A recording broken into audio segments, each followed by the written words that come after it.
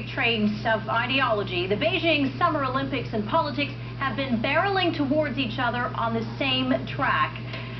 Well, several hundred people gathered on Parliament Hill today trying to get those trains off the tracks and prevent a collision. And organizers from the Ottawa Chinese Community Association say the demonstration had one major theme.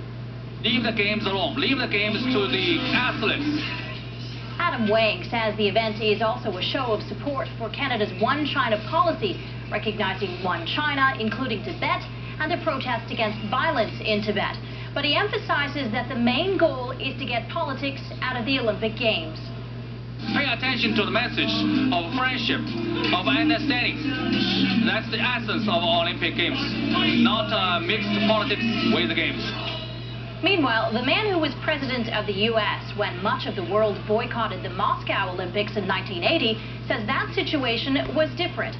Jimmy Carter, now an international statesman promoting peace and human rights, says the Soviet Union had just invaded Afghanistan, killing thousands of people, and was threatening to move south with more invasions.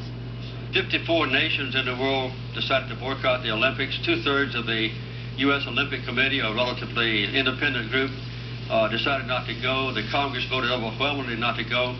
And that was a completely different situation. But I hope that all the countries will go ahead and participate in the Olympics in Beijing. In Ottawa and the Valley, you're watching A Channel News at 6. Another spring-like day here in our nation's capital. Let's take a look at our current conditions.